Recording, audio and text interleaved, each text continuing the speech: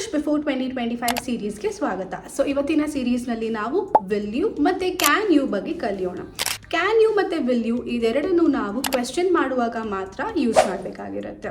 ಮೊದಲನಾಗಿ can you ಅನ್ನೋದನ್ನ ನೀವು ability ಅಥವಾ ಪಾಸಿಬಿಲಿಟಿನ ಥಿಂಕ್ ಮಾಡ್ತಿದ್ದೀರಾ, ಅದ್ರ ಬಗ್ಗೆ ಕ್ವೆಶ್ಚನ್ ಮಾಡ್ತಿದ್ದೀರಾ ಅನ್ನುವಾಗ ಯೂಸ್ ಮಾಡಬೇಕಾಗಿರೋ ಟರ್ಮ್ ಆಗಿದೆ.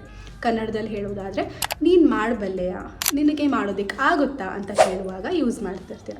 ಎಕ್ಸಾಂಪಲ್ ಹೇಳೋದಾದರೆ can you help me with my assignment, can you swim ಅಂತಲೂ ಕೇಳ್ತೀವಿ.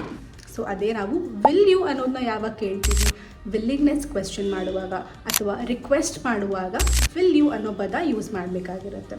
ಎಕ್ಸಾಂಪಲ್ ಹೇಳೋದಾದರೆ will you please pass me this salt. ಅರ್ಥ ಆಗಿದೆ ಅಂದ್ಕೊತೀನಿ. ಸೊ ಹೀಗೆ ಈಸಿಯಾಗಿ ಇನ್ಫಾರ್ಮೇಟಿವ್ ಹಾಗೆ ಇಂಟ್ರೆಸ್ಟಿಂಗ್ ವೀಡಿಯೋಸ್ನ ನೀವು ಮಿಸ್ ಮಾಡಬಾರ್ದು ಅಂದ್ಕೊಂಡಿದ್ರೆ ಈ ಕೂಡಲೇ ಜಾಯ್ನ್ ಆಗಿ ಇಂಗ್ಲಿಷ್ ಪಾರ್ಟ್ನರ್.